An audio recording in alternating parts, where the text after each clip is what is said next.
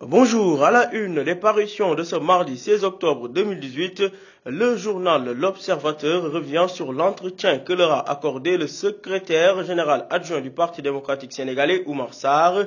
Sarr de combat, titre l'Obs qui relaie les propos du secrétaire général adjoint du PDS en ces termes. Madi Kenyan sait exactement ce qu'est une séparation politique pour avoir milité et quitté le RND et le PLP. Toujours selon Oumar Sarr, les trahisons de Souleymane Ndéné Ndiaye, Modou Diagne Fada et de Mbodj n'ont pas affaibli le PDS. Continuant, le secrétaire général adjoint du PDS de dire qu'il faut se débarrasser des Moustapha Niasse car ils sont des lèpres de notre démocratie. Entretien toujours à la une de l'Obs, cette fois-ci le lion de Guédiawaye à Balla Gaye de toute griffe d'or. Balla Gaye de dire je vais attaquer Modulo et plier le combat le plus vite possible. Quand je l'ai vu à Paris, j'ai automatiquement su que je me préparais mieux que lui. Sénégal-Soudan prévu ce mardi à 17h30 GMT. Sadio Mané forfait le 11 chamboulé. Aliou Cissé de dire que c'est le moment pour les jeunes de se montrer.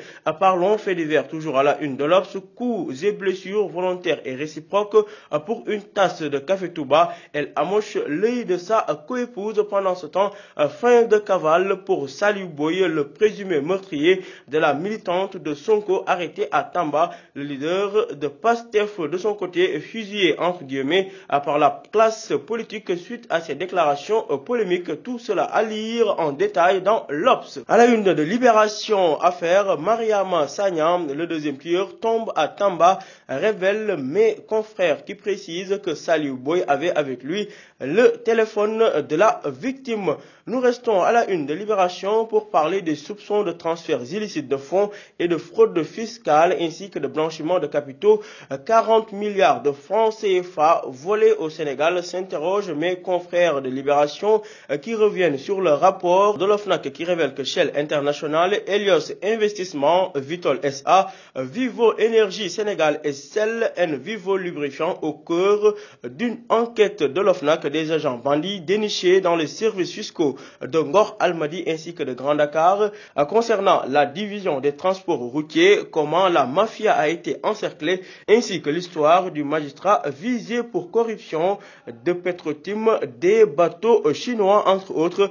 Tout cela à lire en détail, pages 5 et 6 du journal Libération. À la une du journal Le Témoin quotidien, insécurité à Dakar, les hypocriminels entre guillemets supplantent la pègre d'antan après l'heure de gloire des caïds de Kalash comme Alex Ino, les gros, etc.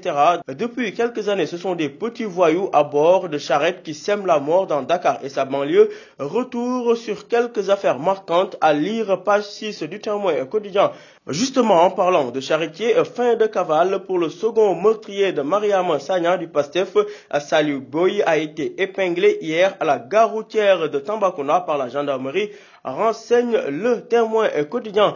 Toujours à la une du Témoin quotidien, polémique après sa sortie appelant à fusiller les politiciens. Retour de boomerang pour le leader du PASTEF, Ousmane Sonko. À la une du journal Source A, mes confrères s'intéressent à la sommation faite aux ministres et ministres délégués de filer leur programme de construction à l'ACBEP.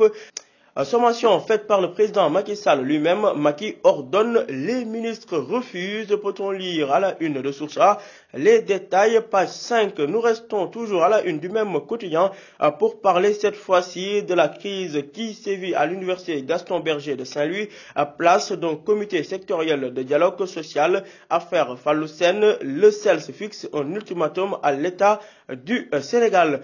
Fatou Thiam, de son côté, l'ex-député, de répondre à Ousmane Sonko en ces termes, je cite, vouloir fusiller les politiques relève de la démence ou du terrorisme. À la page 7 de Source A, l'on parle des 6 ans de règne du président Macky Sall, le Sénégal de Cheikh Kanté et nickel, titre mes confrères.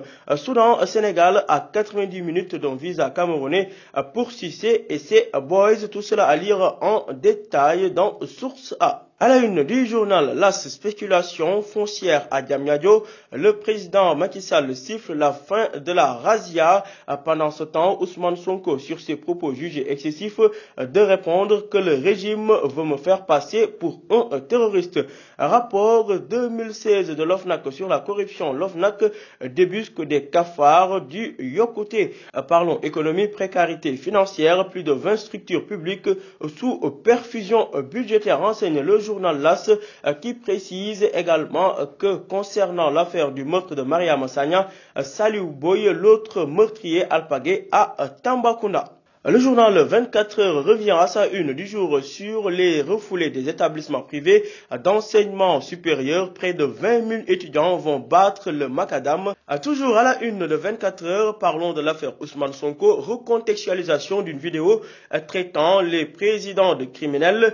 Tension maximale entre Sonko, l'APR et le PDS. Babacar Gaye du Parti démocratique sénégalais, le PDS, de dire que trop c'est trop pour le professeur Moussa Diaw. Les leaders politiques de la majorité doivent se ressaisir.